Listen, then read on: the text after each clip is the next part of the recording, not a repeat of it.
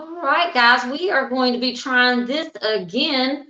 So, part two of Uranus the Rebel Rouser. It looks like we had our rouser hit us up just a second ago. What's Mercury doing? Well, we need to look at what Mercury's doing. Yes, Welcome back, part Mercury. two. Take it Uh, away, Deborah. all right.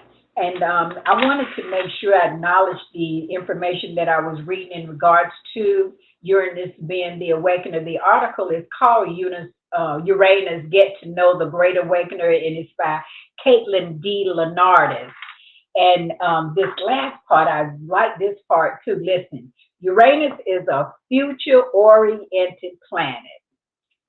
Being able to look ahead, that's a good thing. Being able to see much further than we've seen instead of the narrow of what doesn't work, what won't work, what can't work. It is the futurist within us. It pushes along the advancement of society and is associated with discoveries. What have you discovered about yourself lately? What are you discovering about yourself? Science, technology, and even astrology, because Aquarius rules astrology. Uranus is not so much focused on the individual, and we said that in part one, but what the individual can do to impact society. These are questions that we can ask ourselves. What am I doing to impact society instead of sitting on the curb to say, oh, did you see that? Did you hear that? That's all we can do is, did you hear that? Did you hear what happened? Did you hear what happened? Did you hear what happened? Did you hear what happened? Well, then your response can be, you know what? No, because I was too busy helping to impact society. This influence is tied to the planet's ruling side of Aquarius and the 11th house of groups. 11 is a master number, and it is the opening for enlightenment.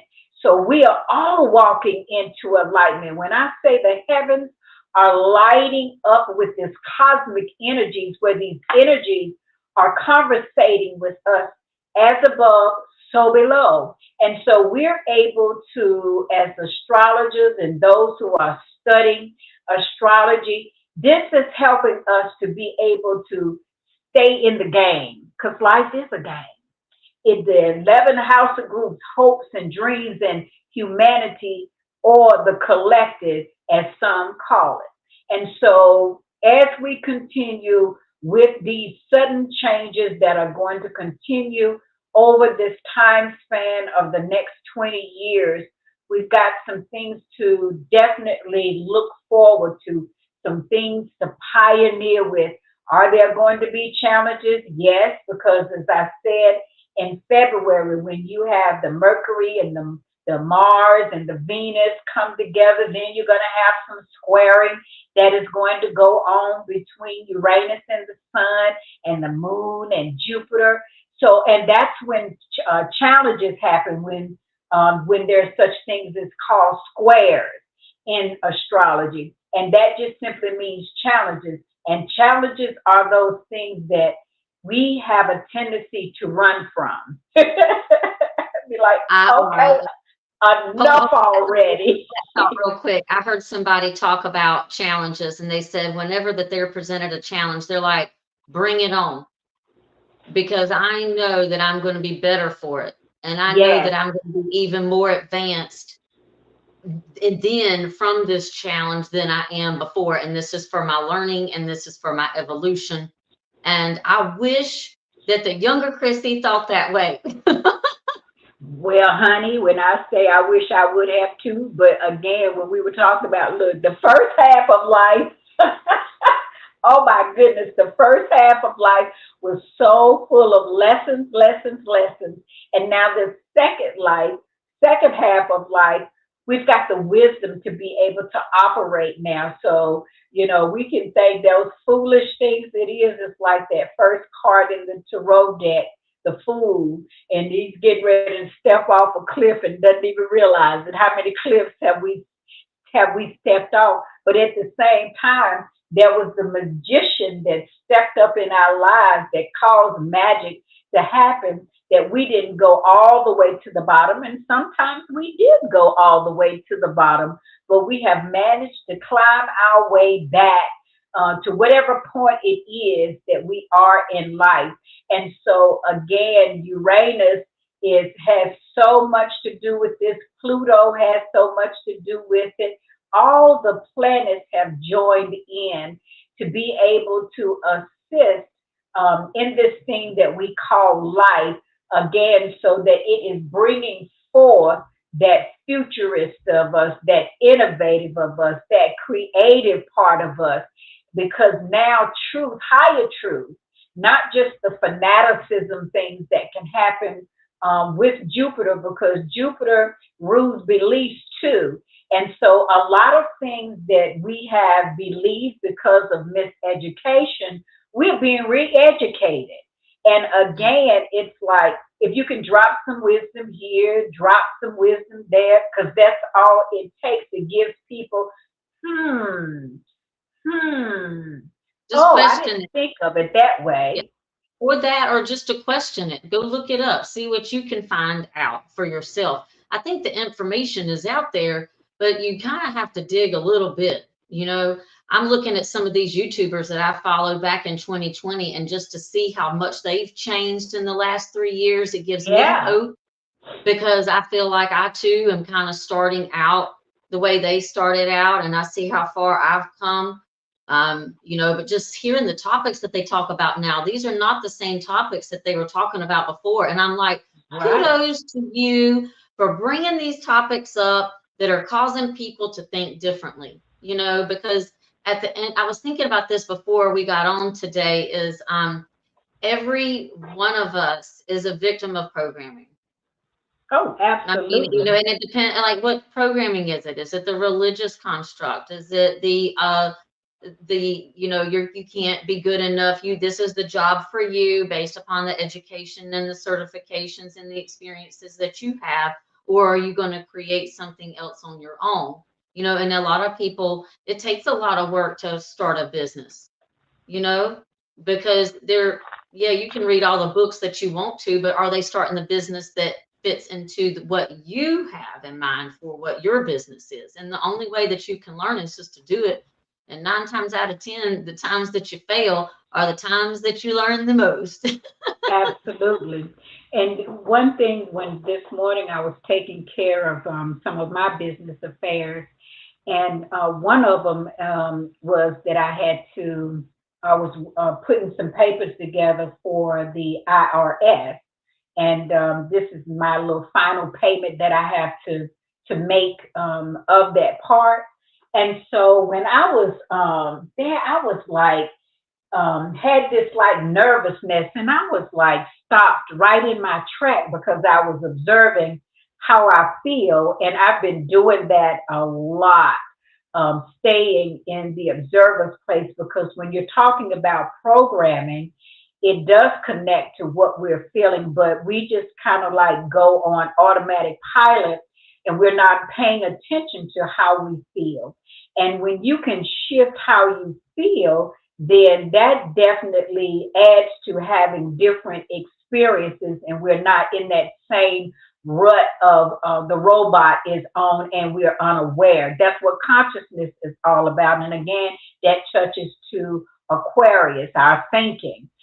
So anyway, I noticed that feel, and I was like, whew, that didn't feel too good. And I was like, am I afraid of the IRS? And I was like, there's fear there. That it's wrapped around it, because what they can do to you, what they can take from you. And so I had just finished this morning, in my quiet time. A video came up on YouTube about the whole Opopono. And Oh, so, you know what I did? I no, Opopono the system. I did. no. I'm sorry. Please forgive me. Thank you. I love you. And I just felt such a relief in that, because we have so many fears that we are unconscious of, that's in our culture, Mm, that keeps us oppressed and suppressed. And as these Plutonian energy keeps coming up, that let me know today, Deborah, you have a fear of the IRS. I mean, and if and there's commercials that come on sometimes, and if this with the IRS or that, if you're facing this and facing that, it's amazing. And so the Plutonian energy to me brought it to my awareness, because as we continue to denounce these fears, then that is what is going to help us to step out of the systematic trainings that we've had, the programming and all of that. And again, there's many of us, a lot of the collective are becoming aware that there is programming going on. Well, there is something that we can do about it. We have to become those observers of what we're hearing, what we're thinking, what we're seeing, what we're tasting, what we're feeling, because program comes through the five senses. And so the more we're tapping in within, and again, that is definitely the Aquarian mind. It's more about the inward than it is about the external.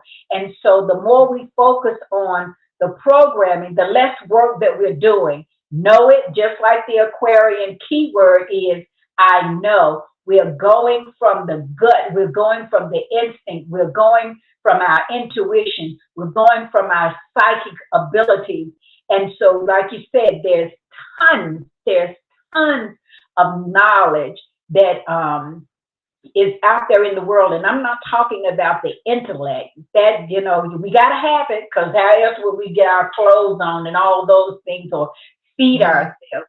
And so you can't throw those things away, but they have a perspective place that they've got to go in order for us to be able to walk beyond the systems.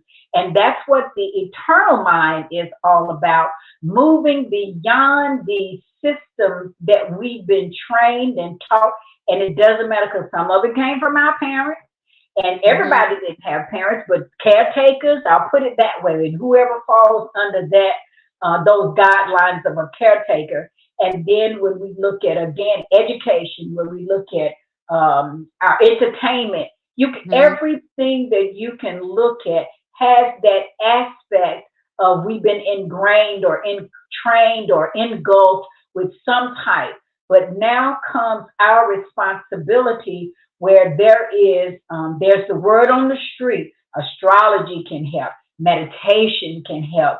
There's different schools of thought. And so as we look at everything that's changing, everything is changing, and it's suddenly and it's abruptly. We just have to have ourselves in a position so that we can stay open-minded, and most of all, open-hearted.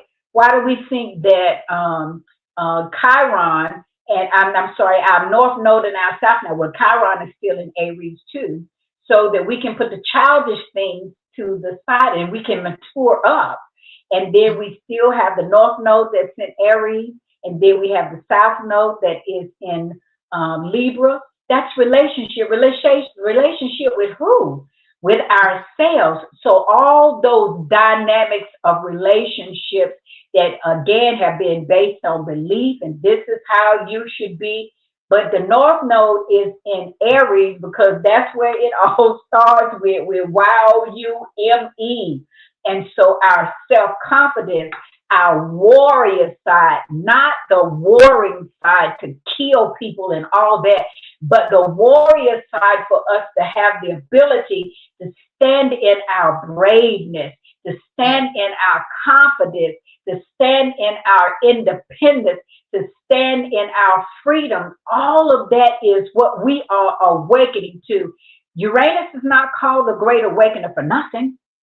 It is shaking us. It really is. And so when we have these rumblings that are going on, pay attention. And the more that we get out into the open atmosphere and breathing in, nature is helping us we do have these invisible energies that are tapping in and saying they are truly helping us to go beyond eons into the eternalness beyond that we've been programmed. And yes, as I said, yes, there has been programming, and there are many that are waking up to it. And so, and they're recognizing and they are observing. And guess what? We can heal from it, and we are healing from Yeah, so I think that it's going to be a lot of changes in the form of healing in the next 20 years.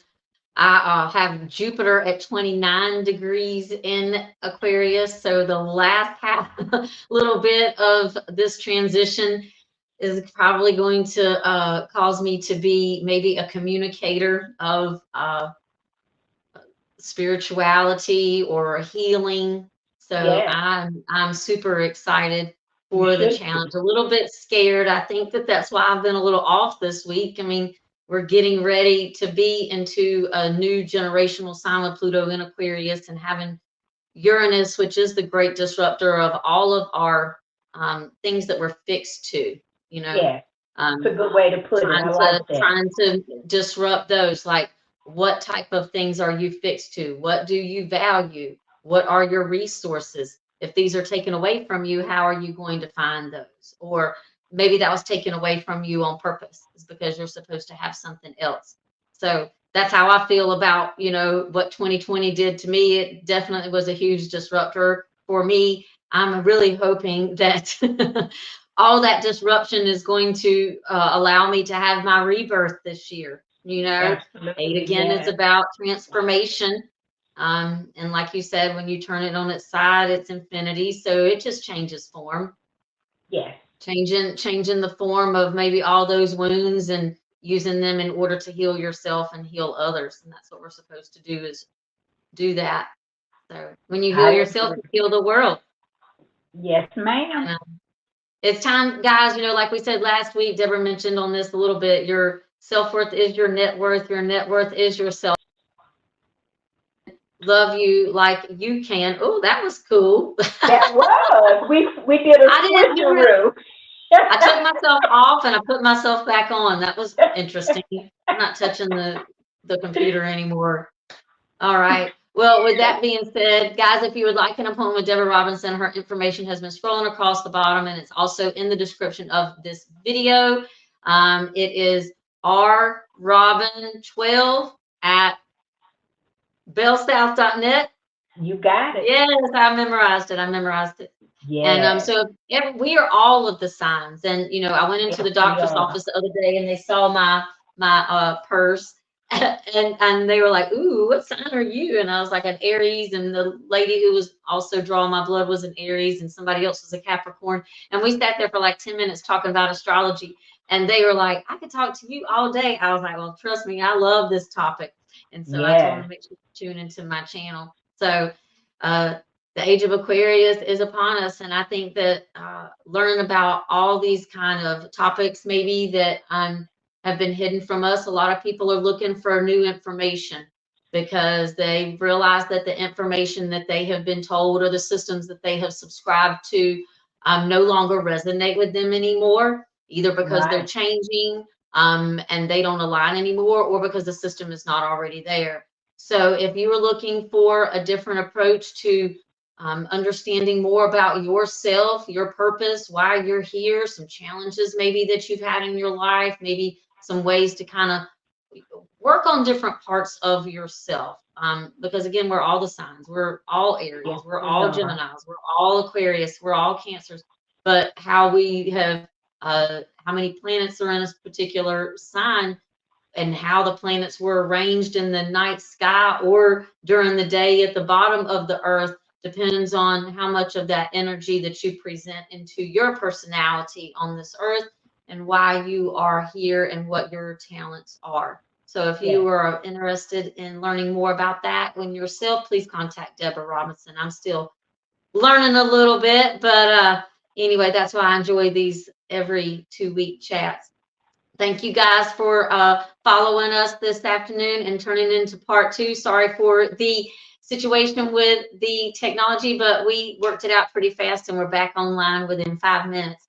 My name is Yes. Christy Smith. This is Nine Lives Energy, and together we energize your body from the inside out. Thanks so much.